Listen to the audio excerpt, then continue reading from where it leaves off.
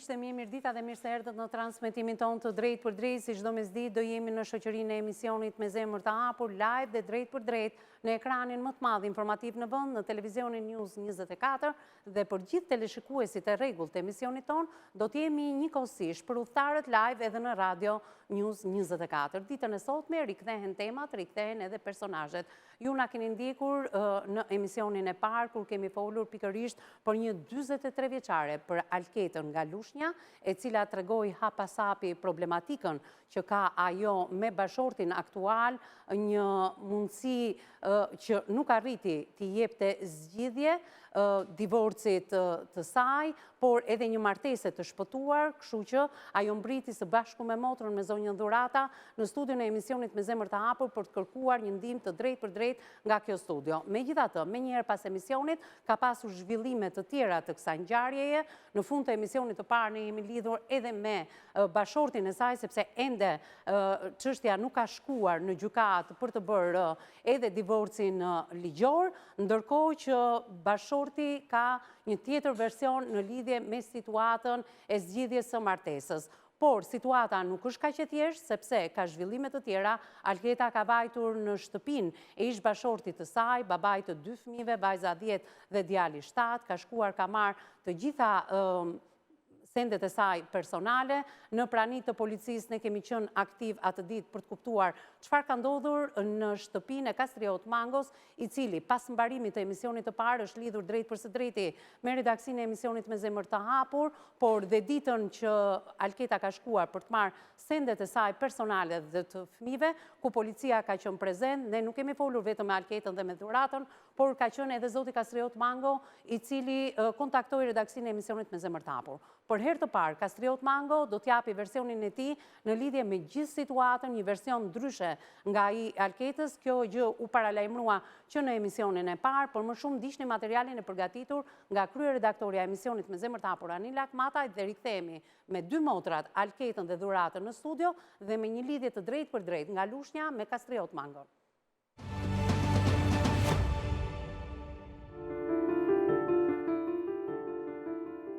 Historitë që trajtohen në studion e emisionit Me Zemër të Hapur janë nga më të ndryshmet.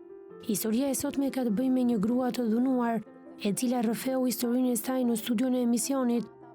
Ajo është një 44 vjeçare dhe nën e 2 fëmijëve të mitur, në proces divorci me babain e fëmijëve. Shkaki i divorcit, shpreu ajo, ishte dhuna herpashershme psikologjike dhe fizike që bashorti kishte ushtruar ndaj saj për shkak të xhelozisë dhe të kushteve ekonomike. 44 vjeçaria rrëfeu gjithashtu për redaksinë e emisionit, se bashorti nuk ka punuar asnjëherë dhe nuk ka sjellë të ardhurat në familje. Madje nga ana tjetër, gruaja tha se nuk ka mundur dot të ruajë në foto shenjat në trupin e saj nga dhuna për shkak se telefoni i saj mbahej nën kontroll prej bashortit. Pas transmetimit, bashorti telefonoi redaksinë, duke rrëfyer të kundërtën e historisë. Ndiqni përballjen e tyre.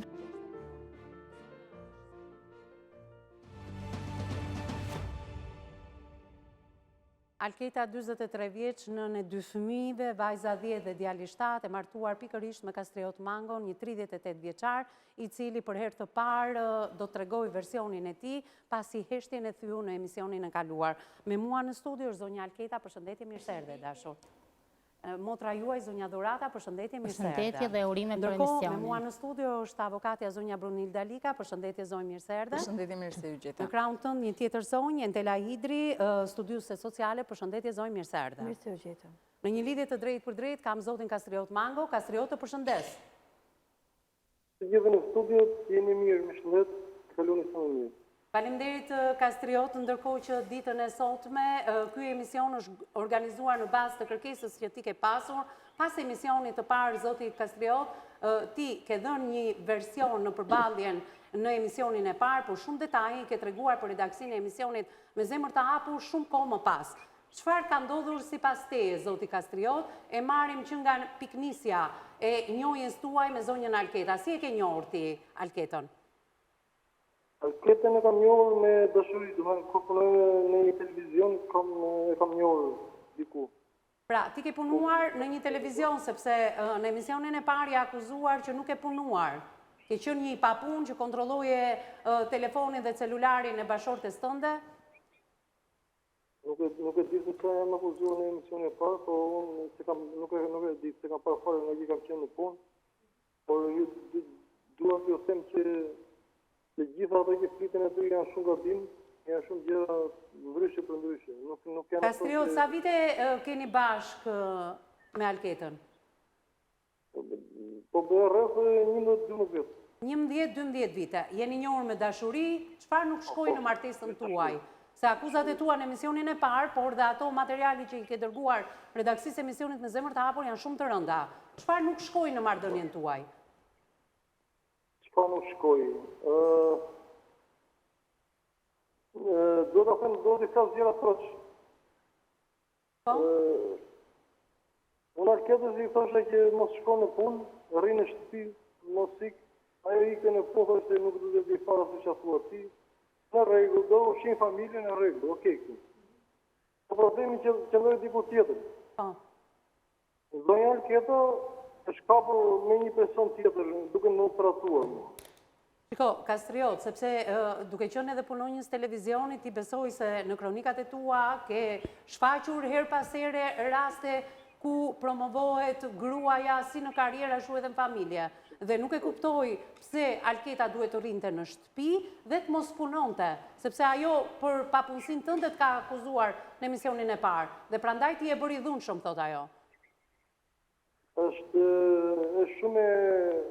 shumë gabim ai vendim, që ka vendosur në gjykata, pasi fakt, pasi diçka, si ka mundësi që vendosur një urdhër i tillë të gjykatës. Pra, Alketa e ka marrë një urdhër mbrojtje, përpara se dalim tek urdhri i mbrojtjes, Kastriot, më dëgjoj pak, të lutem. Pse nuk duhet punonte një grua si Alketa? Sipas asaj që ti the pak më përpara, për çfarë? Pse do ta mbajë punë dorës, do të rrinte për qef.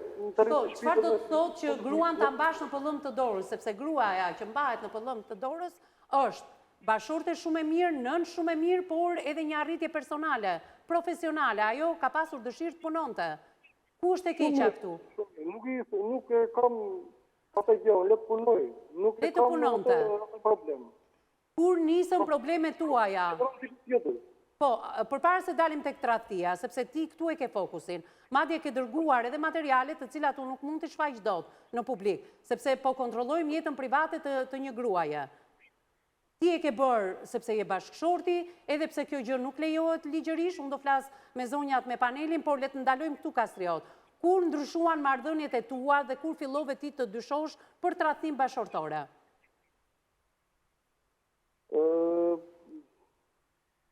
Ne s'kemi pasur një debat, bashkë, kemi shkuar shumë mirë. Nuk keni pasur debat? Jo, në familje, s'kemi pasur debate me Alketën. Po ku e bënit skandalin ju? E bënit jashtë shtëpie? Po na krijuar debate gjithkohë. Kastriot, shiko, të paktën Alketa ka referuar në emisionin e parë që ti dilje tek autobusi që vinte nga puna në Divjak dhe në mes të gjithë qytetarëve të Divjakës e ke marrë zvarr. Dhe këtu ajo ka kërkuar një urdhër mbrojtje. Prisje lekët e saj, nuk punoje. Ajo, okej, kjo është mashtrim, është mashtrim sepse unë besojnë për ato dy fëmijë që kam, me zi kam rritur, besojnë për ato dy fëmijë që kjo është mashtrim. Nuk është e vërtetë as pak. Pra, ti kishe marrëdhënie të mira brenda shtëpisë, por edhe marrëdhënie të mira jashtë shtëpie. Po, shumë mirë. Po si arriti ta merrte urdhrin e mbrojtjes Alketa? Ata nuk e diu se që ka bërë ajo ndaj. Si ka vendosur gjykata. Zoti Kastriot, më vjen keq për këtë justifikim tuaj, ju e dini shumë mirë, jeni punonjës i medias natë, apo jo? Ju e dini shumë mirë që shkohet në gjykat, ka prova dhe fakte, gjyqtari jep një urdhër mbrojtje në bazë të fakteve që ka në tryezën e tij. Po ku janë faktet? Ta pyesim Alketën se ku janë faktet, por le të ndalojmë pak kur fillove ti të dyshoje për tradhti bashkëshortore dhe një burr shqiptar, kushdo qoftë, në momentin që e kupton apo e shikon apo e përgjon siç e ke bërë ti në rastin konkret, që gruaja e trahtonte ka një reagim jo si shtetet e tjera. Nuk e ka përgjuar askush. Shiko, materiali që ti më ke dërguar dhe unë nuk mund ta jap dot për publikun. Që regjistroj në telefonin zonjës Alketa. Po pra, po kush ja ka vënë telefonin në regjistrim Alketës? Po t'i gjemë ku që ka vënë se, vetë mos e ka vënë, nuk e di unë. Nuk e keni vënë ju në përgjim? Jo, jo. Po si ra ky material në dorën tënde pra, Kastriot? Se Alketa nuk ka përgjuar veten e vetë duke kryer marrëdhënie seksuale me një person tjetër. Të lutem, bëhemi serioz, Kastriot. Jam shumë serioz në këtë çështje. Po ty si të ra në dorë ky material? Ky material si të ra në dorë? Alketa kishte incizuar veten e saj, po ty si të ra në dorë materiali? Po ti më ra në dorë nga telefoni saj, kur vin në shtëpi, ajo kur vin në shtëpi, e shikoj me fëmijët, shikoni lozë fëmijët me telefonin e saj, dhe rastësisht e hapa atë. Hapa telefonin. Kastriot, one nuk e njohim mirë Alketën, ose një grua që për te i tradhtive bashkëtorë të regjistrojë dhe veten e saj gjatë një akti, kjo është e turpshme pastaj. I bie që ne nuk e njohim, por gjykata i ka dhënë një urdhër mbrojtje. Ti si reagove kur dëgjove atë audio, që e kemi dhe ne dhe nuk e transmetojmë dot? Si reagove? Po si reagove? Shumë ke ndjen. Çfarë bëre në ato momente? Godite? Gjë nuk kam bërë. I kam thënë me temperaturë, po më tha, betoj për kalamajn, më thashë betoj për kalamajn, po, se betoj për fëmijët ajo që të kam tratuar me filanin, me X, një person. Çfarë si kush është? Pra, e ka pranuar me gojën e saj, thoni ju, dhe këtu nisi krisja juaj. Po, e ka pranuar. Shiko, e mbaj mend shumë mirë zoti Kastriot, në emisionin e parë më ke thënë, unë nuk kam grua për të ndarë. Është ajo që është larguar nga shtëpia, apo jo? Unë i kam thënë, i pata folur, do mënë që në që se do familjen, mos i bej këtë gjera, shkon punë, në hajtën e shtëpi, mos kryo të rastira. Pra ti e ke falur edhe për tradhtin që ka kryer. Pra ti e ke falur edhe për tradhtin që ka kryer. E kam falur, po, e kam falur. Dhe për këtë kam qenë në komisariat në Divjakës. Kastriot, të të bëj një pyetje, edhe për pas emisionit të parë, ka mbritur policia, Alketa ka ardhur, ka marrë sendet personale të saj, por dhe të fëmijëve. Ndalojmë pak këtu, në qoftë se Alketa do kthehet. Alketën e kam në studio sot, së bashku me dhuratën. Do kthehet tek ty, nuk do kryej më tradhti. Ti do ta pranoje? E shpak e vështirë, sepse ajo se pranon vetë. Doja pyet e ata njerë, ajo se pranon të vi. Jo, unë po të pyes ty. Kështu si po ma tregon ti, pra e ke falur për tradhti dhe i ke kërkuar që t'jeni gjithmonë bashkë. Ti e ke falur, ti e pret në shtëpi të rikthehet? Unë e kam falur për tradhtin dhe e kam dashur dhe dua akoma. Sot të rikthehet Alketa, e mirë pret në shtëpi? Me gjithë shpirt. Me gjithë shpirt. Mirë. Mos i bëj me këtë gjëra. Jo, dakord, pra, tradhtia nuk duhet të kryhet, jo më të falet. Megjithatë, me vetë dije, tradhtia është me vetë dije. Po. Ajo ka bërë tradhtim me vetë dashje, e ka bërë bëra për qef në famua. Mirë, ndalojmë pak këtu. Ti punon, zoti Kastriot? Po. Ti punon, sjell të ardhura në shtëpi. Mjaftojnë të ardhurat e tua për të mbajtur Alketën, dy fëmijët, se Alketa vetë punon. Po, mjaftojnë. Dhe mos punojë. Edhe sikur mos të punoj Alketa, ti ke të ardhura mjaftueshëm, apo jo? Po. Mirë, më bëhet qefi. Megjithatë, ky është rrëfimi jot, unë kam një tjetër rrëfim, interesi më i lartë i ju të dyve janë ata fëmijë, na ka sjell materiale të cilat në fakt do t'i transmetojmë për të kuptuar dhe Alketa në qoftë se është një nënë dhunuese siç e paraqet ti, pra situata nuk është vetëm tek ju të dy dhe tek dashuria apo tek tradhtia juaj. Dua të ndaloj pak tek Alketa. Alketa. Jo tradhtia ju, tradhtia e bashkëshortes time. Po pra bashkëshortes. Prandaj po e pyes Alketën për tradhtinë e saj. Alketa, në redaksinë e emisionit Me Zemër të Hapur kam mbritur një material. Një material shumë i gjatë audio, gjithë lëvizja jote një ditë, nga momenti i një akti me një person, edhe deri tek disa momente të tjera, zoti Kastriot pretendon që ju e keni regjistruar veten tuaj. Jo, është gënjeshtër, sepse unë telefonin e kam, po nuk më besove mua. Mbajtur dhe në komisariatin e Divjakës, dhe ka thënë vetë Kastriote që unë ruan e mbaj 12 orë del nga shtëpia dhe kthehen nga shtëpia e kam bërë telefonin në përgjigj. Dhe tani, ai i manipulon gjërë. Ja, një minutë sepse më kërkon Kastrioti, ju lutem regjia, nuk e dëgjon zonjën në studio, ta ngrëm pak zërin se është ballafaqimi midis dy bashkëshortëve. Atër, ngrije dhe pak zërin Alketë, lutem. Po? Që Kemi vajtë. Atere, më njofton regjia që të ka ikur mikrofoni, gjeje ku e ke mikrofonin të lutem, me gjithse mikrofonin e ke të vendosur. Po, mikrofoni është i vendosur. Unë e kam të saktë. Po, atere, ju lutem, regjia, presim pak, derisa të rregullojmë zërin e Alketës. Atere, mikrofoni është i vendosur. Mund të vijojmë bisedën regjia? Atere, prisim pak qaste derisa të rregullohet edhe mikrofoni ju t'i vendosur tashmë. Atere, Kastriot, derisa të rregullohet edhe mikrofoni i zonjës Alketa dhe ti ta dëgjosh pastër edhe sakt, do doja të flistim pak bashkë. Po, më thuaj. Atere, Alketa pretendon që ju e keni mbajtur 12 orë në përgjim telefonin e saj, kur ajo shkonte dhe vinte nga puna, gjë që e keni pranuar edhe në komisariat. Është shumë e kundërt kjo gjë. Edhe njërë të lutem? Është shumë e kundërt. Është e kundërt kjo gjë. Po. Okej, atëherë, Alketa, është rregulluar mikrofoni jytë në këto momente? Po. A i thotë është shumë e kundërt kjo gjë. Nëse ai nuk do ta pranoj faktin, zemër le mos ta pranoj, por gjërat janë në të gjitha provat i kam në policinë e Divjakës. Dhe nëse kushdo që të më pyesi, drejtësinë time do ta kërkoj deri në fund. Ai le të manipuloj, le të fshehë gjërat sa të doj, e vërteta do dali. Ndërkohë që dhe tradhtin që ai më thot mua që Alketa më ka tradhtuar. Nuk e kam tradhtuar, zemër, jo, po nuk punon të bashkëshorti im, edhe normale që unë në silë thoshin kalamaj, duan buk mami me qashin. A i nuk punon të priste lekët, kur të vija unë që nga puna që kisha në Divjak të silja të ardhura. Kastrioti qa thot tani, nuk thot më vonë, zemra ime, kështu që ti mund ta besosh Kastriotin. Jo, nuk e besoj në thjesht do ta kërkoj një ballafaqim. kujtoj që të vete dhe në gjykat dhe dua vetëm drejtësi nga shteti shqiptar. Jam një nen e dhunuar për 10 vitesh, se një Po vit si po ke e duruar quaj. pra Alketa, sepse ti je dhe më e madhe se sa Kastrioti, ti një 43 vjeçare, ai një 38 vjeçar. Shumë bukur, Nuk ka ne? rëndësi mosha, Po. por e rëndësishme është mirë kuptimi, ke qenë më e pjekur, je më e pjekur, Po. je në nënë e atyre 2 fëmijëve. Po. Pra, çfarë nuk ka shkruar, se ai thot, unë e dua të rikthehet edhe sot. Po nuk e dua, më për çaj dua, Jo, për ta dakord. mbajtur me buke. Për fëmijët të rritën kërkesat e zemër, ku ti gjej unë për të ngrënë? Vetëm unë i kam mbajtur dhe vjerin, dhe vjerën, dhe Kastriotin, 6 veta në familje shpirt, me 400.000 lekë. Po qa jam unë?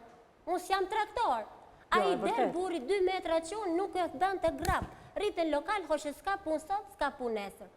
Pyte gjithë këmisha rakti, se unë këmisht e kam qenë e martuar, edhe thoshin të gjithë që nusja Kastriotit gdhihet e nësë sa dhe fëmijët nuk doshin me mua sepse rishin me babin, i afrohen të ai, në thoshin edhe mamin e duan, po babin e du më shumë, sa i ledhaton të rritë tërë ditën me kalamaj.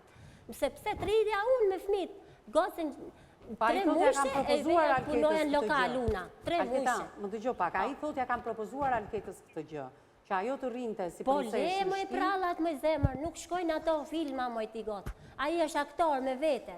E kupton ti që aktori është ai? Ai më bënte për ngjim mua në telefon, edhe thoshte që nuk e kam bërë unë, si ta tha pak më parë, rasti freskët që ajo e ka bërë vetë. Do me thënë, unë, sikur aq ignorante që nga një femër që nëse e trastoka bashkëshortin, do bëka filmim për të regjistruar vete, po jo më se janë filmat e Kastriot Mangos ato gjona, nuk i ha unë ato. Dhe ti nuk e di, beson, ti e vaj, ti e me shkollë, nuk është çështja për të besuar, është çështja për t'u ballafaquar. I manipulon, ka institucione. është tip i zgjuar Kastrioti dhe kujton se thot Jo, mendon Kastrioti se është i zgjuar. Do ja hedhje të gjithëve, po jo me zemër se e vërteta. Fakti që ai thotë e nuk dua. mbulohet me shosh me motra ime. Fakti që ai thotë e dua ende dhe sot të rikthehet. Vetëm mos më se i tha policisë, shkova në Divjak në komisariat dhe më tha, hajde mami, tha, mëson të kalamajt, thuj mami të vi, edhe me noqi më të keqen motra, pil me spat në dorë, edhe do shmëhodhin kanal. Mos kishe qenë motra ime, unë nuk do isha sot në këtë jetë. A i është mashtrusi mashtruzve. A i merë boqda për njerëzit dhe nuk i jep lekët. Thot, nuk kam, mu thot. Shiko, në 12, do dalë të ke borgjet. Në këto 12 vite që ju keni bashkë. Ka marrë borgjuna, punoja unë i jepja borgjet. Të lutem, Alketa, ma ndiq pak pyetjen se duhet dalim në hapësirën e parë publicitare. Kur je dhunuar, sa herë urdhër mbrojtje ke marrë ti? Unë kisha shumë raste për të marrë urdhër mbrojtje, por për hir të fëmijëve thosha tolerancë, kupton, nuk isha tip e sherrit apo tip e këtyre. Se më dhimbë si fëmijët, thosha unë do ndryshoj, do punoj. Kjo më vriste. Megjithatë herën e fundit nuk e ke toleruar. Ishte më vu koka në trunk me spat, nuk dyrova dot më. E vërtet. Kastriot, jam në fundin e pjesës së parë. Besoj se e ke dëgjuar qartë anketën, ajo mban të njëjtin version si në emisionin e parë. Faktet dhe provat që ajo sjell janë shumë të rënda, në qoftë pranoj, në qoftë mos i prano. Nuk kam se ti pranoj kur qëtë të vërteta. Edhe një herë Kastriot se nuk të dëgjoj. Nuk kam se ti pranoj kur nuk janë të vërteta. Pra, nuk e pse i pranon se nuk janë të vërteta. Të gjitha këto që thotë Alketa, edhe pse janë finalizuar me një urdhër mbrojtje, nuk janë të vërteta, thoni ju. Po kam kemi urdhër mbrojtje nga njerëz e gruas, deri tani. Nga vëllezërit e gruas, mirë. Tek vëllezërit e gruas, tek familja e gruas, kunata jote, dhurata është me mua në studio, me dhuratën për shkaqet e borxhit do përballesh në pjesën e dytë, mos harroni se interesi më i lartë i juaj, por dhe i këtij emisioni janë fëmijët. Ti ke sjell disa prova, të cilët duhet t'i ndaj me Alketën, por përballja në pjesën e dytë do jetë fillimisht me dhuratën dhe pastaj do kalojmë tek çështja e fëmijëve. A dhunohen apo nuk dhunohen fëmijët? Kush i dhunon dhe kush jo fëmijët tuaj? Ndjekim publicitetin e parë.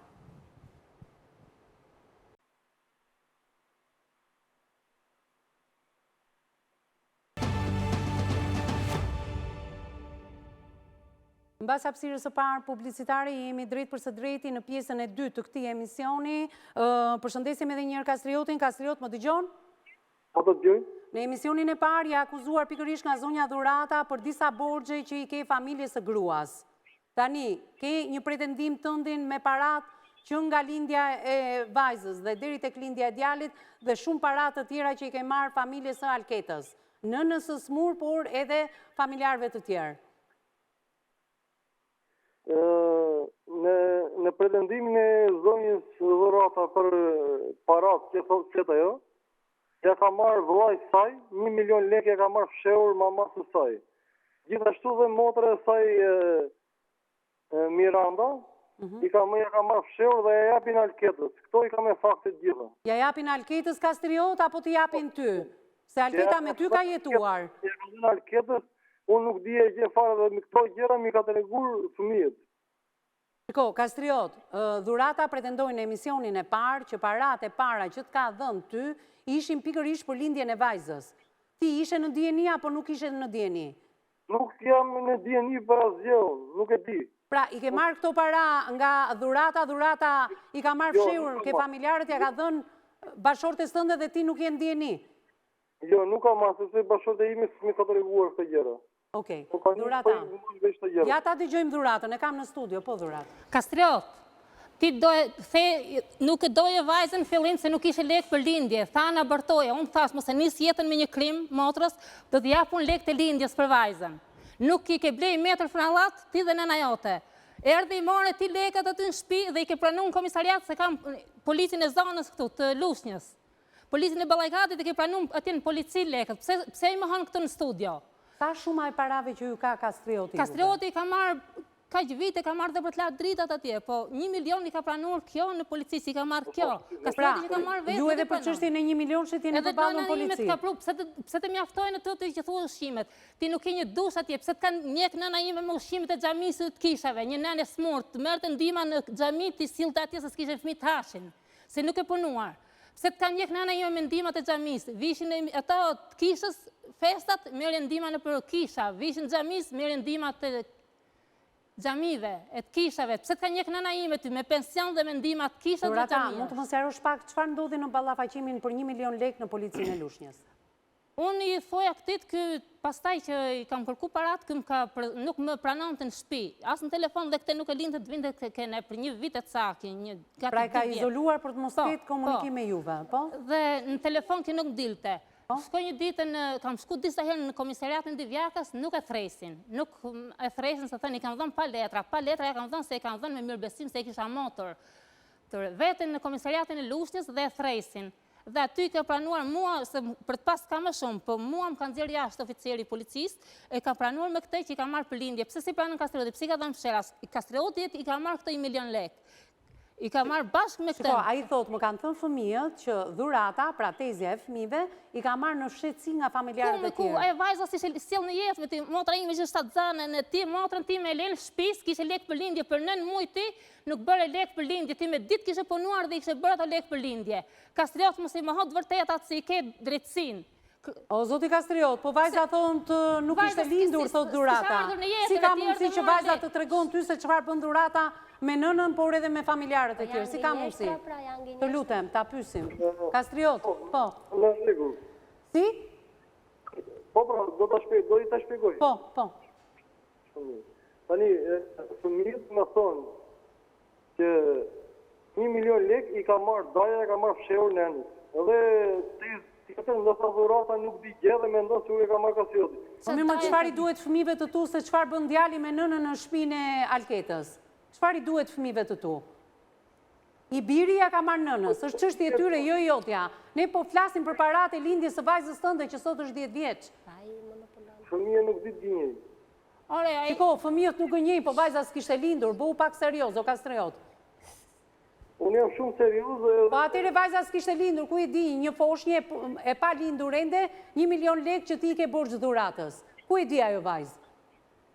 Dëgjoj.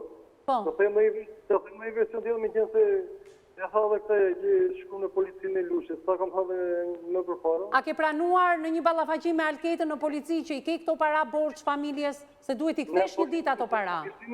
Po, pra. Këtë do të shpjegoj. Në policë kemi shkuar në policinë e Lushës. Po? Zonja Alketa ka firmosur dokument që i kishte marrë kjo lekët. Po e propozonoi ti Alketën.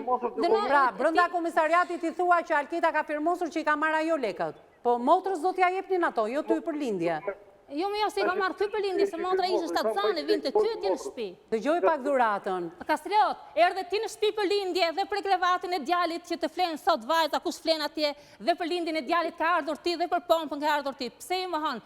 Motra ime ishte shtatzane, ti the mi jep mua lekët se nuk kam gjetë punë edhe unë të besova. Dhe ti kam dhënë pa letra, pas e gjë dhe ti tani i mohon.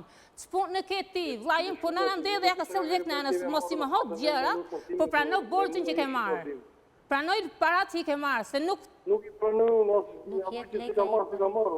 O i ke marrë, ma meri që oficierin e policisë, ma meri që këtë oficierin. Për te problemeve që ke me Alketën edhe me familjen e Alketës, mu më interesojnë ata 2 fëmijë. Pra, ti i mohon marrin e atyre parave dhe ato para, qëfar, do t'i kthesh apo jo, të lutem dhurata? Kastriot, do t'i kthesh ato para apo jo? Çfarë para është të kthejnë kur s'ka marrë para? Nuk i ka marrë para dhe nuk kthej para. Mirë, Ma meri që këtë oficierin e policisë. Këto do mbeten në arkivë, në YouTube dhe gjithë shka tjetër.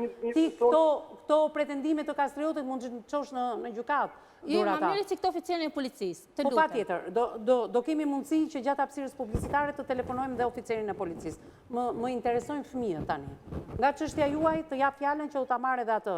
Oficer policie, të lutem, dhurata, të lutem, ta mbyllim pak çështjen e parave, të lutem, sepse kaq minuta ka emisioni. 2 zonjat nuk kanë folur ende. Kastriot, pretendimi jot tek redaksia e emisionit Me Zemër të Hapur është që nëna Alketa dhunon fëmijët e tu. Po. Ku i ke këto prova, ku i ke këto fakte, çfarë thon fëmijët? Fëmijët thonë në vënon, edhe tezit në vënojnë, në thonë do ju hedhë nga kati 5, nga balkoni. Pra, dhurata ka thënë që do t'ju hedhë nga kati 5, aty ku jetojnë sot në Lushnjë.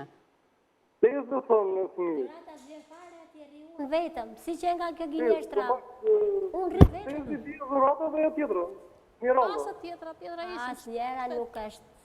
Nëjse të flasë. Do i kam të registruar, dhe i kam registruar fëmijët i ka pyetur. Shiko, edhe ti fëmijët i ke pyetur dhe ne ato materiale i kemi. Por edhe pyetja që ti i ke bërë fëmijëve dhe regjistrimi që i ke bërë fëmijëve është jo ligjore. Këtë gjë besoj se e di kaq. Unë fëmijët e mi do t'i bëj fotografi, do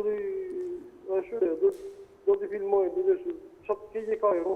Si ka publikuar... Si, do filmosh fëmijët e tu duke i pyetur çfarë ju bën mami, çfarë ju bën tezja? Kështu do t'i filmosh fëmijët e tu? Ti merri fëmijët për dore, çojnë në komisariatin e policisë, aty ka psikolog, i pyesin fëmijët dhe kjo nën merr urdhëmbrojtje. Se nuk e bën kështu Kastriot. Po pra, në rregull, e bëj edhe këtë gjë. shkojnë në komisariat me gjithë fëmijët. Tani, situatën e fëmijëve në fakt duhet ta sqarojmë dhe e ftoj regjin të më japi, nuk e di sa materiale janë në regji, por janë 3 materiale. Japim njërin prej materialeve. E shfaqim në këto momente. Për ta para Alketa, kjo më tepër për Alketa. Pasoj, tregoni çik babi, që isha kaloni e djetë e shtëpia. Mirë. Mirë e kalon? Qysh mirë? As ke mirë. Se e buq? Sa to na bërtasi. Kush vërtet i buq? Mira. Për qa? Pse flet me babin, pse bën ashtu? Pse flet me babin, ai është drogazi, ai bën ashtu, ai bën ashtu. Ashtu sonja? Po.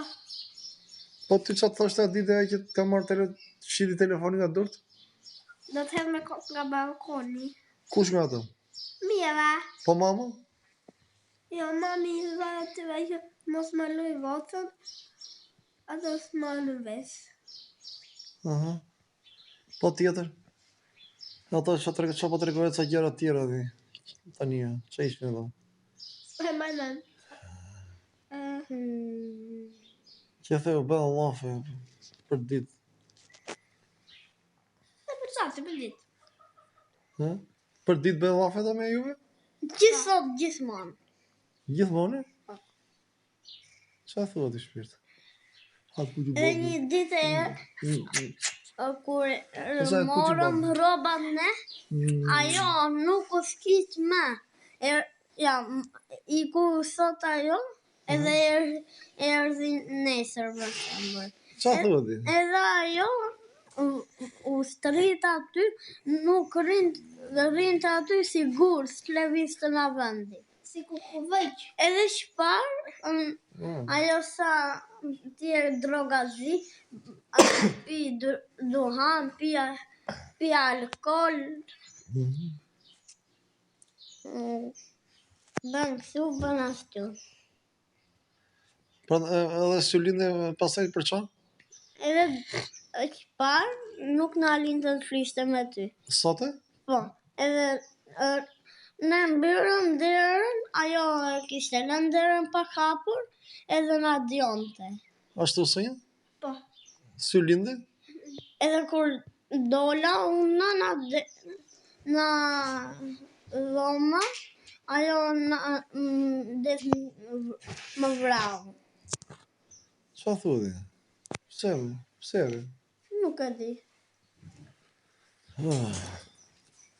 Po ty kishta sonja? Do të hedh... Me kokë. Ma thuj që bab, ma thuj dhe herë? Do të hedh me kokë nga balkoni. Kur ta thot jo? Sa ditë po bën? Mbaj me embullën Dije për dije. Kur movi mami rrobat. Për dije, ka marrë rrobat. Kur ishe duke folë me mu telefone? Po telefoni që ti beri, ishe duke folë me mua, që ti beri telefoni dhe? Me mami nga dua dhe iku. Qa thua ti? Nësa dy mbyrë si me ty. Ajo na e mori telefonin dhe na e skiti në dorë. Se thos se ke folë su. Atëherë, materiale ka pa fund, janë edhe video të tjera të gjata, kuptohet shumë qartë. Ju lutem, dhurata pak nëna e fëmijëve, ti e tezja, të lutem. Unë nuk do e pranoja, do me thënë si nen, që të dilshin fëmijët publik në përrinqizime të bashkëshortit. Sepse bashkëshortit... Ne jemi kujdesur që t'i mbulojmë imazhet, nuk identifikohen. Normale që ka paragjykime të këqija, përderisa unë nuk jam me ati, ai dhe fëmijët, i dhunon, i thot mos e doni mamin, mos e bëni këtë, edhe filmon vetëm gjërat kundra. Do me thënë, nëse ka ngaluar një diçka të keqe, ose... Kush është personi nga familja jote që i ka thënë fëmijëve do t'ju hedh nga kati pestë? Unë 2 ditë majta motrën time, jo këte, një motrë, dhe thash ta të normalizohen pak. Dhe tani fëmijët i kam mësuar që shkojnë në shkollë, se kam afër shkollën, vetëm rrugën kryesore kaloj, i përcjell mësuesja sa kalojnë rrugën kryesore dhe vinë në shtëpi, dhe vetë punoj, sepse fëmijët, unë nuk kam lekje të paguaj shërbetare. Qartë, ti e nën që do ta... E ke marrë parasysh divorcin? Një ditë ato, në ajo që ky nuk shkonte me motrën time. Alketa, të lutem, aty flitet për dhunë, fëmijët flasin për një dhunë. Po për një dhunë, sepse i ka mësuar kastriot, i thoni këta. Pra, janë të mësuar, thua ti Po, fëmijët. janë të mësuar. Në qoftë se fëmijët do pyeten në prani të një psikologeje? Janë të mësuar, nuk a i ben kështu, o bo babi po vdes, o bo babi jam smur, që fëmija të bëj atë që do a i. A i është aktor që nuk përbalesh dot. Është aktor shumë i ndyrë. Mirë, vetëm videot janë shumë të rënda. Po janë të rënda, pra se ka, do me thënë, duhet bëhet sa i prandaj thështë mua që çdo gjë që ti do bësh dhe të largohesh nga banesa, unë fëmijët di ti bëj për vete edhe bëj çdo gjë që dhe po ike ti, unë kam gocën që të më shërbej. Se mu më shfrytëzoi ti ai, u tallti disa kohë. Okej. Ta pyesim pak avokatin si e ka parë gjithë të çështje, më pas të kaloj mbas vlerësimit tënd ligjor, të kaloj edhe tek sociologja jon, tek Entela, sepse ka shumë për të diskutuar për këto fenomene që duket sikur janë shqiptare, kanë karakteristika shqiptare, por nuk janë vetëm shqiptare për sa i përket prishjes së marrëdhënieve bashkëtorë. Nderuar, më vjen shumë keq për rastin. Është rast shumë i rëndë, pavarësisht që publiku që na ndjek ndoshta dhe komunitetet ku ne jetojmë e tjerë qytetet aq më tepër zonat periferike, ndoshta janë të mësuara me rastet të tilla e tjerë, por është e rëndë të ndodhin ende dhe sot, dhe është e rëndë aq më tepër kur ka në mes fëmijë dhe nuk merren parasysh, nuk janë vëmendja kryesore. Këtë konstatoj të paktën. Shoh një lloj vëmendje nga nëna, por nga babai, i cili sipas edhe videos publikuar nga ju, janë konsumuar disa vepra penale dhe në rast se do të provohet që është bërë me një tentativë të caktuar, do me thëmë për një qëllim të caktuar, është akt i dënueshëm. Nuk mund të filmohen dhe nuk mund t'i bëhen pyetje me tentativë. Po kjo deklarat, babi të duam shumë, ne duam të rrimë me të gjithmonë. Tani, janë fëmijë dhe normalisht ata i duan dhe babin dhe mamin pranë. Pavarësisht se çfarë mund të kemë parë sytë e tyre, që mund të ketë qenë të pranishëm në dhuna fizike e psikologjike që zonja ka përjetuar e tjerë, sërish në fund të ditës ëndra dhe dëshira e tyre më e madhe është të kenë mamin dhe babin pranë. Megjithatë, unë mendoj që është një rast ku është tepër delikat dhe ka shumë të nevojshme pranin e punojësi social, e psikologut, apo zyrës të shërbimit social pranë njësisë administrative ku jetojnë e tjerë. Janë konsumuar disa vepra penale në fakt, siç është përgjimi, dhuna që nuk e vë në dyshim me aq sa ne po shohim dhe po përballemi, pra zonja po përballet me bashkëshortin e saj në studio. Edhe izolimi që ka bërë bashkëshortes për të mos vajtur tek familjarët e saj, nuk fliste në telefon, ky është një lloj izolimi dhe është konsumimi i kësaj vepre penale. Neni 130 freksionaj, kodit penal ka parashikuar çdo cënim, rrahje apo cënim që cënon integritetin fizik, psikosocial, ekonomik, ndaj bashkëshortes, ish bashkëshortes e tjerë, bashkëjetueses ose gjinisë së afërt, dënohet me burg nga 1 deri në 2 vite dhe aq më tepër kur bëhet në mënyrë të përsëritur dhe në prani të fëmijëve të mitur, dënimi shkon në maksimum deri në 5 vite.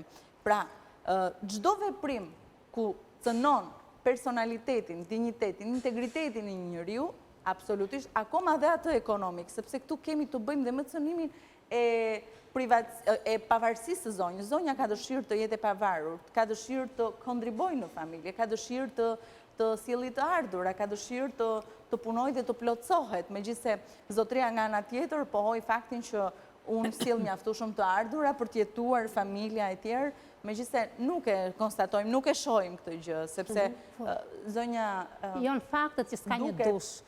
Merret pensioni nënës, vetë nëna ime xhami çon ushqime. Kështu që mendoj që traumat cilat kanë marrë fëmijët, por edhe zonja në studio janë shumë dhe në fakt do t'ishte zgjidhja ideale që një familje e tillë është mirë që mos jetojnë në një streh. Nuk është tabu, nuk është gabim. Zonja ka pak ditë që ka marrë edhe sendet e veta personale javën e kaluar, ndërkohë... Së kemi marrë gjitha, ka marrë dhe një batanie 50.000 lekë. Dhurata, nuk mund të ndërpritet emisioni se jam duke moderuar dhe jam duke folur me avokaten. Javën e kaluar ka marrë sendet personale dhe është larguar për disa javësh nga familja. Pra, divorci duket që nuk është bërë ende. Ligjërisht. Do bëhet kërkesë padia në gjykate, shumë gjëra të tjera që kemi shpjeguar në emisionin e parë.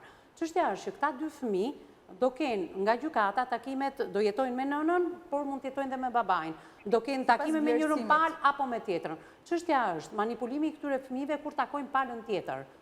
Si mundet të respektohet ligji për mos manipulimin e këtyre fëmijëve, se krijojmë traumat këta fëmijë. Patjetër që po. Njëri prind i cili e konstaton këtë gjë që ndodh nga prindi tjetër, duhet ta denoncojnë në komisariatin e policisë dhe në mënyrë që të merren masa.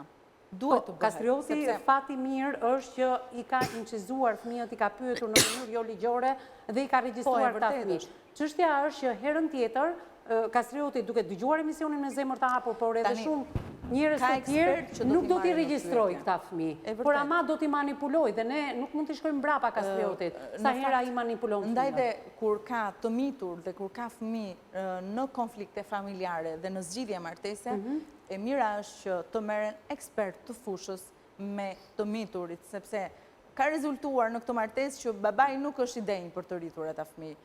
Nëna nga ana tjetër lufton në ato pamundësitë e saj për të gjetur një zgjidhje për t'i ushqyer, për të mbijetuar, le të themi, dhe ata që duhet merren janë pikërisht punojësit kompetent pranë institucioneve të drejtësisë ku të japin vëmendjen dhe rëndësinë e posaçme për fëmijët e mitur.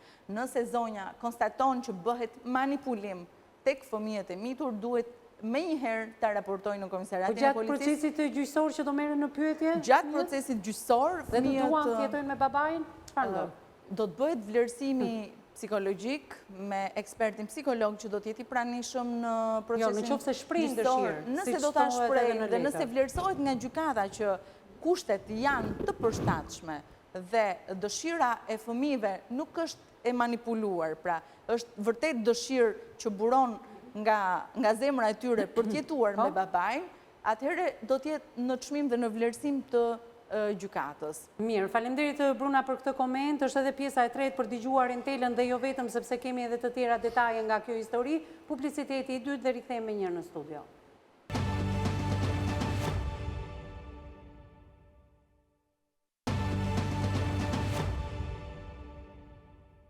Mbas hapësirës së dytë publicitare jemi drejt për së drejti në studion e emisionit Me zemër të hapur, i dash fjalën pikërisht zonjës Dhurata që do telefonoj me njëherë live dhe drejt për drejt inspektorin e zonës së fshatit Ballagat nga ku vjen familja Sharka. Atëherë do të më duhet të flas me inspektorin e zonës. Shpresojmë të na përgjigje se zakonisht këto policistë nuk para përgjigjen nëpër emisione. Gjithmonë i shpangin ballavaqimet me qytetarët edhe pse i shërbejnë, por ka raste që edhe përgjigjen. Alo? Me zotin Genti flas? Zotin Genti, unë jam Evis Ameti, drejtuese e emisionit Me zemër të hapur në televizionin News 24, ndjes për shqetësimin. Po flisnim ditën e sotme për familjen Sharka,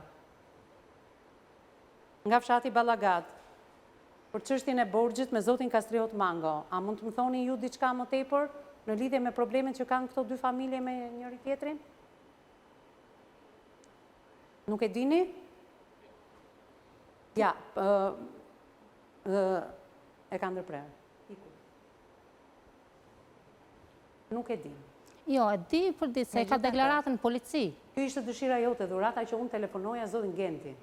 Po nuk e pranon, pra, se këto janë që nuk zgjidhen Shqipëri, që nuk pranon dhe komisariati pranoj bëjnë lopë si pas i marrin, se Kastriotit ta ketë për turp që të mbaj pensionin e anës time. Atëre, zonja Dhurata, mua më vjen keq ajo që ti doje, ballavaçimi me Kastriotin, do shkojnë në një proces ndoshta tjetër ligjor, le ta dëgjojmë pak avokaten, më thej të marr inspektorin e zonës, ishe këtu, e telefonuam, nuk dëgjoj, tha, mbylli telefonin në mënyrë të pajishme, pa edhe përshëndetur, që minimumi duhet përshëndetet dhe të prezentohet si që ju prezentova dhe unë. Fakti që e mbylli do të thotë që nuk do të përfshihet në një punë që është e tia. Ndoshta nuk do të përfshihet publikisht, por mund të ketë dëshirën që po mos harrojmë se këta paguhen me taksat tona dhe kanë detyrim përballë këtyre qytetarëve të japin versionin e tyre. Patjetër. Zonjat, duke qenë se janë në kushtet të një borxhi të pakthyer ende, me 2 dëshmitar mund të kërkojnë përpara gjykatës të ngrenë një padi ku të kërkojnë kthimin e shumës. Pra, dhe kjo është çështje e diskutueshme dhe çështje interpretimi më pas në një proces të rregullt gjyqësor. Dhe nëse janë në pamundësi financiare për të pasur një avokat, mund t'i drejtojnë zyrës së ndihmës juridike dytësore falas e tjerë për të ndjekur gjithë mbarvajtjen. Dhe përsa i përket zgjidhjes së martesës, pa diskutim që duhet të bëhet në mënyrë që të dinë dhe institucionet se si të veprojnë me ata fëmijë të mitur. Dhe për të parandaluar dhe një rast, pra dhune, një skemë dhune i mundshëm, fizika, pra, në qofshin të vërtet ato që thonë fëmijët është nëna apo familjarët e nënës të cilët i dhunojnë fëmijët. Në të kundër, edhe manipulimi është dhunë vetvete, apo jo? Pa diskutim që po. Përgjimet po ashtu, si pas denenit 121 të kodit penal, janë të ndaluara me ligj, qoftë të fëmijëve të mitur, apo të bashortes, ish bashortes të ti, si që ka bërë, pra dhe në rastin konkret si pas pohimeve të zonjës, ku ka përgjuar bashorten e ti, janë të ndaluara me ligj dhe dënohen.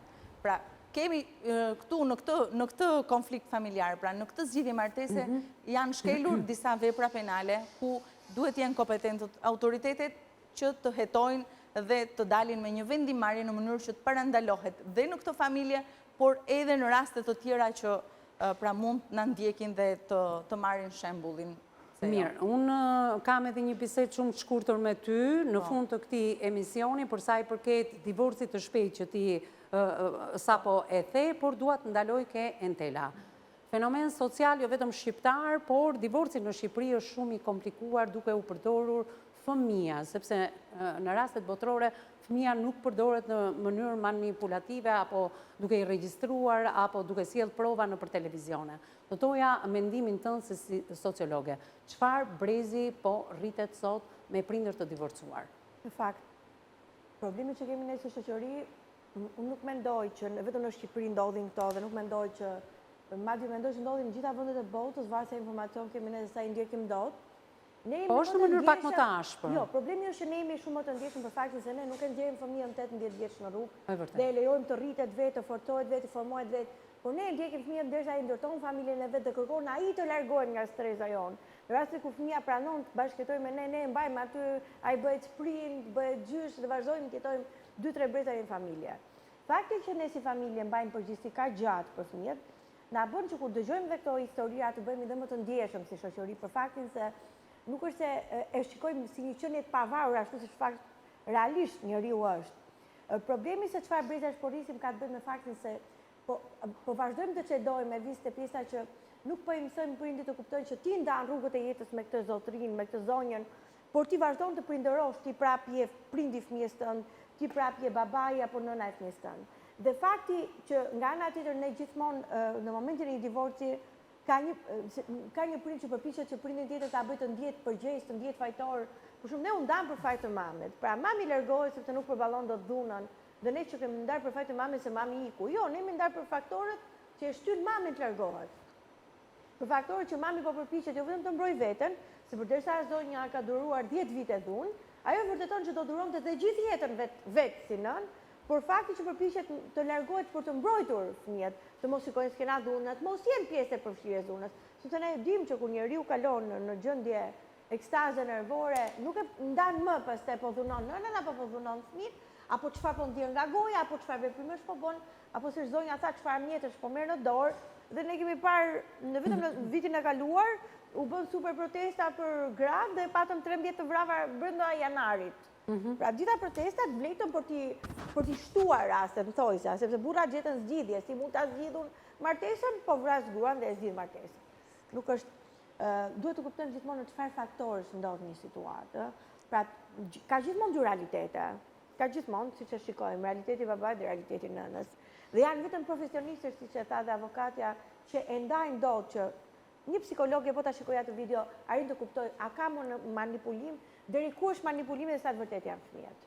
Pra këto video nga ndërtimet e pyetjes që bën babai, po. Edhe nga mënyra se si shprehen, po. Edhe nga mimika babait, edhe nga mimika fëmijëve dhe pse janë të mbuluar fytyrë, duket gjesti, reagimi, kur fëmia fillon të mendohet, përpiqet të kujtojë çfarë i ka thënë. Pra, ka të bëjë me shumë arsye. Unë them, fëmijët duhet të rrinë dhe duhet të jetojnë me atë person i cili jep qetësi shpirtërore, emocionale. Deformimet e personalitetit që ndodhin në moshën 2 deri 7 vjeç, në jetën e fëmijëve, nga dhuna psikologjike dhe dhuna fizike, janë deformime të pakthyeshme. Por janë fëmijë që në vitet e ardhshme do janë o fëmijë të dhunshëm, o fëmijë me probleme të shëndetit mendor. Dhe e vetmja zgjidhje që këta fëmijë duhet të kenë, patjetër është zgjidhja e situatave të dhunshme. Pra, ose personi i cili shkakton dhunën të ndryshojë sjellje, dhe ka pas dhe raste që unë i kam ndjek personalisht dhe kanë arritur që njerëzit të kuptojnë që ose largoj ka njerëz nga jeta jote se i do fort dhe zgjidhit duash, ose ndrysho ti dhe boj i përshtatshëm pak të minimalisht duke hequr dhunën fizike, duke hequr ngritjen e zërit, fillojnë gjërat gradualisht të ndryshojnë. Por thash, ka qenë një nisëm shumë e mirë në vitin 2016-18 nëse s'gaboj, linja e këshillimit burrave. Se dhe realisht ti nuk e zgjidhot problemin, por nuk u more me problemin. Dhe problemi në këtë martesa është ai që është më i forti. Është ai i cili është në shtëpinë e vet, është ai që është më komfort, ti tregoj pushtetin tjetrit, doptit. Është bashorti me nënën, nëna me fëmijët, kështu vjen, pra, më i forti.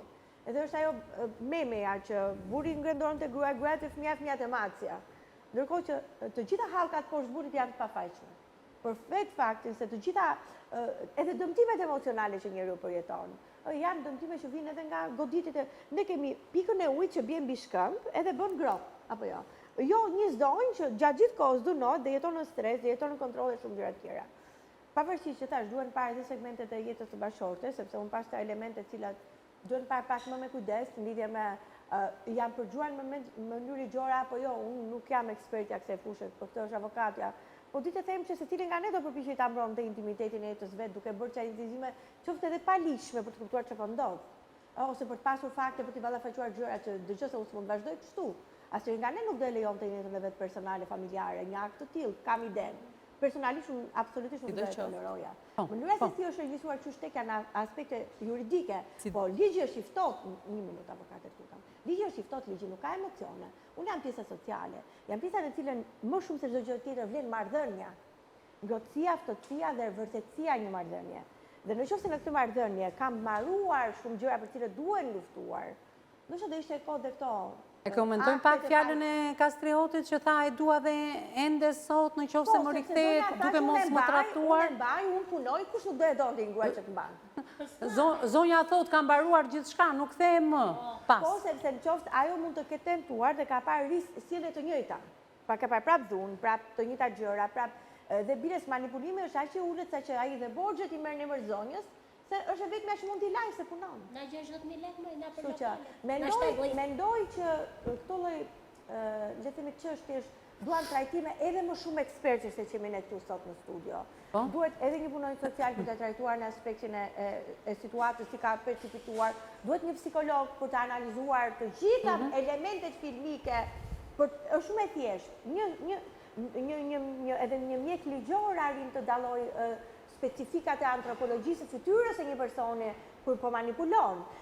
Pra, burrat shqiptar nuk mundet që gruaja të marrë vendimarrjen për të divorcuar. Nuk e pranojnë le divorcin. Kjo është çështja.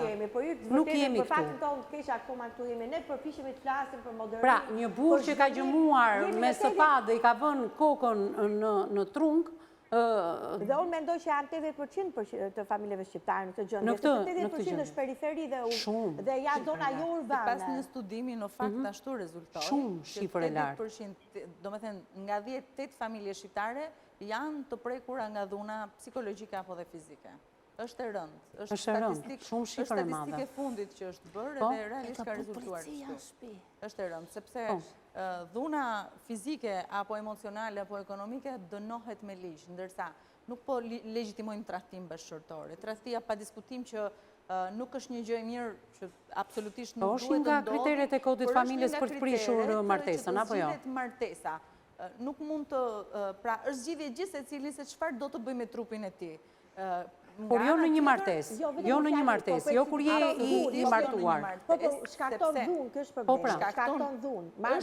Është një që mos krijojmë keq kuptime. Po pra se mos legjitimojmë tradhtinë që nuk e legjitimojmë, është e ndaluar sepse mbyll një raport për filluar një tjetër. Është parashikuar dhe nga kodi i familjes që tradhtia është një nga shkaqet e zgjidhjes së martesës. Mirë po, është shumë e rëndë dhuna fizike, emocionale nga ana tjetër që marrin një dënueshmëri të lartë dhe shumë mirë që ligji jonë po funksionon në këtë vend për dhunat. Pra tradhtinë nuk e marrim në analizë për t'ia kërkuar vetes apo partnerit pse ndodhi tradhtia, por kaloj me një herë në dhunë. Martesën dhe pa diskutim që mirë është që edhe aspekti moral në martesa le të ekzistojë, le të jetë i pranishëm, pra të mos e shuajmë këtë institut kaq të bukur siç është familja, krijimi i familjes e tjerë, sepse ka ndryshuar dhe koncepti, shohim.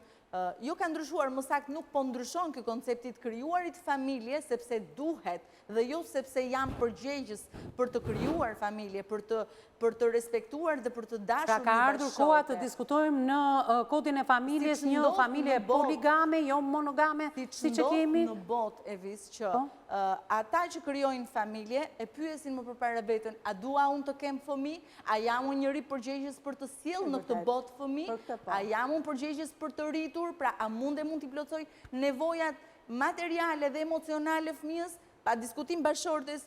Shqiptarët nuk kalojnë në analizat të tilla, e sigurt. Nuk e bën askush, ndërsa në qytetarët e botës është dhe kur pyes, sepse kam kontakte, domethënë kam miqësi që janë përtej kufive tanë dhe më bën përshtypje kjo gjë dhe përgjigja është pikërisht kjo.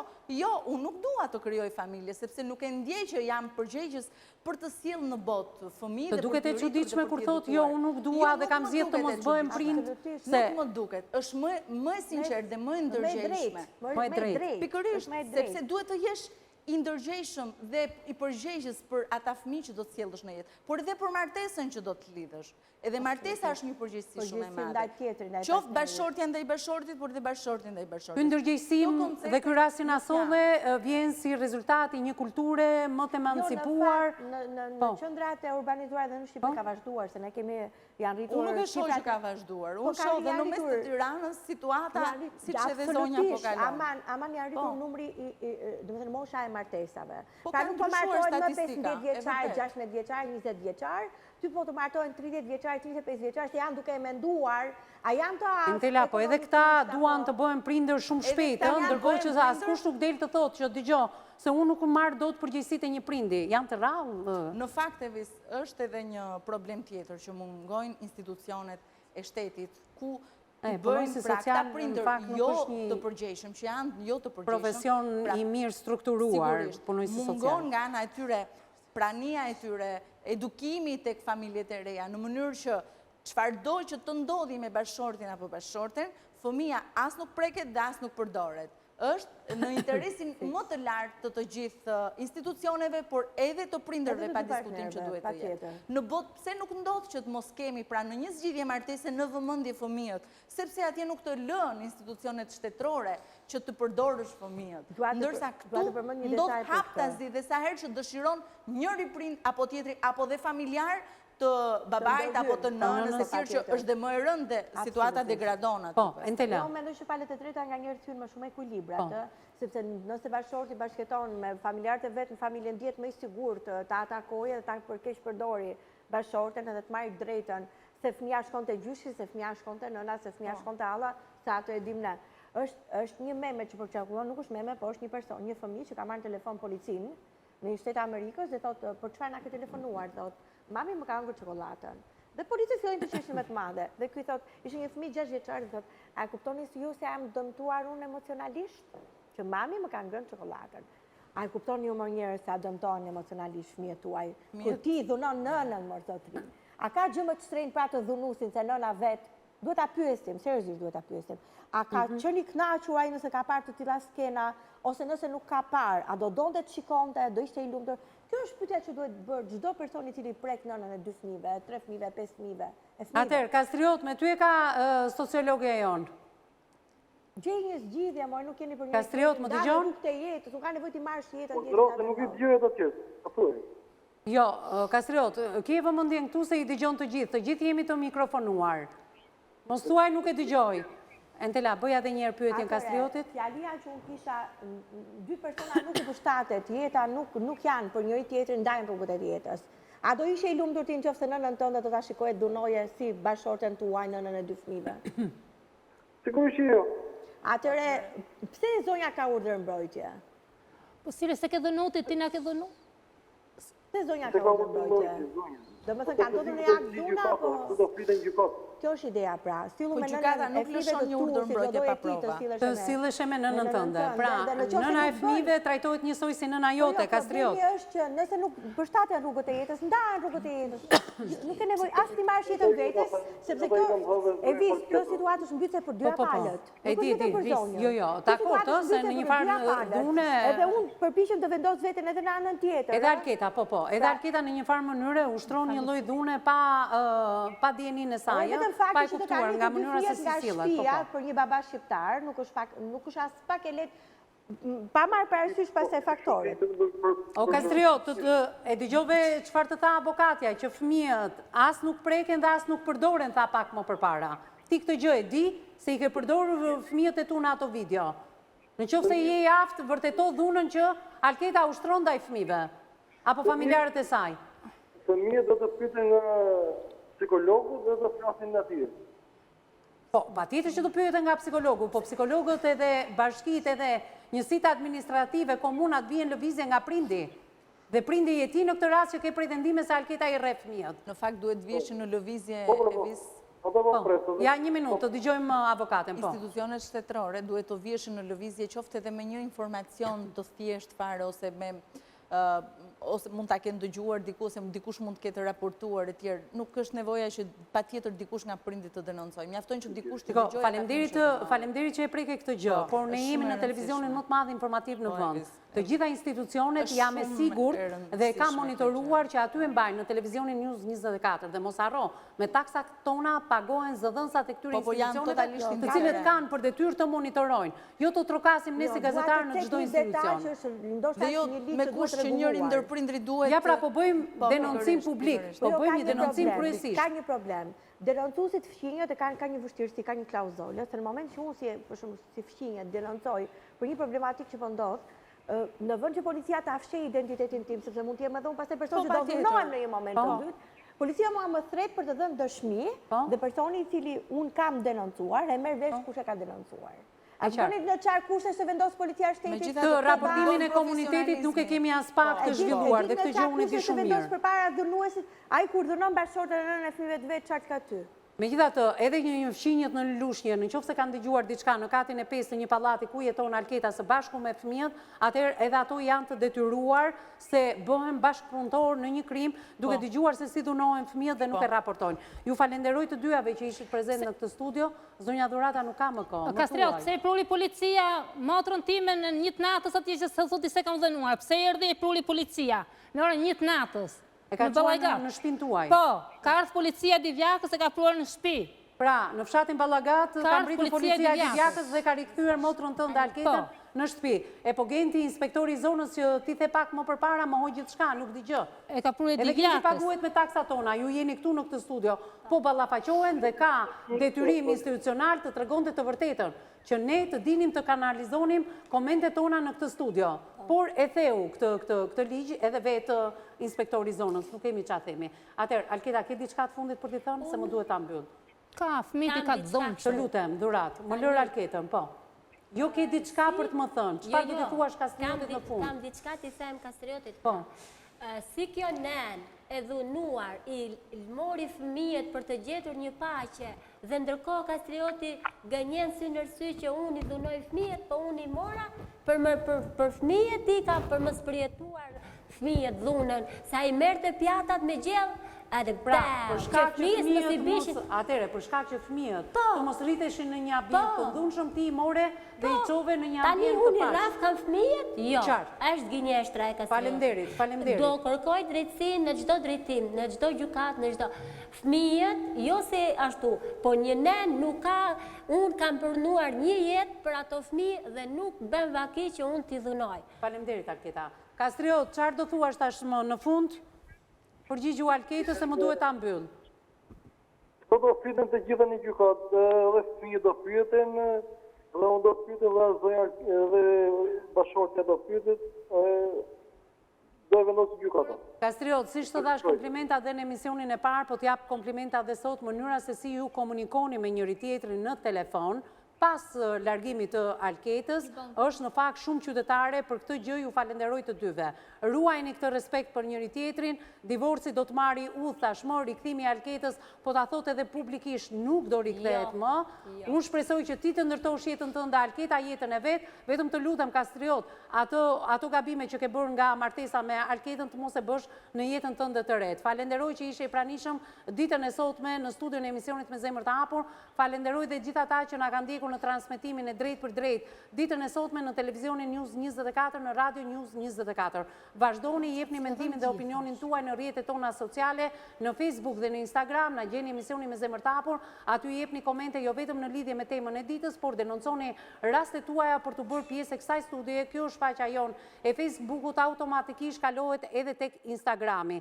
Në dispozicionin tuaj të gjithë ju që doni të denonconi rastet tuaja, keni numrin e telefonit fiks dhe atë celular, mund na shkruani në gjitha platformat, WhatsApp, Viber, Messenger, me një redaksia e emisionit Me Zemër të Hapur do t'ju përgjigjet në kohë rekord. Të gjithë ju që nuk jeni përdoruesi rrjeteve sociale apo dërgoni letrat tuaja, mund të nisni në adresën Lagja Alidemi, ish uzina autotraktorëve në zonën e Shkozës pranë banesave sociale. Ndërkohë emisionin e plot e gjeni pas pak të hedhur në kanalin tonë zyrtar në YouTube. Kjo është faqja jonë zyrtare. Klikoni tek emisioni ditës, por dhe tek emisionet tona ndër vite. Bashkë ndajemi këtu, të nderuar miq, për të ritakuar në ditët në vim. Deri atëherë, miru takofshim.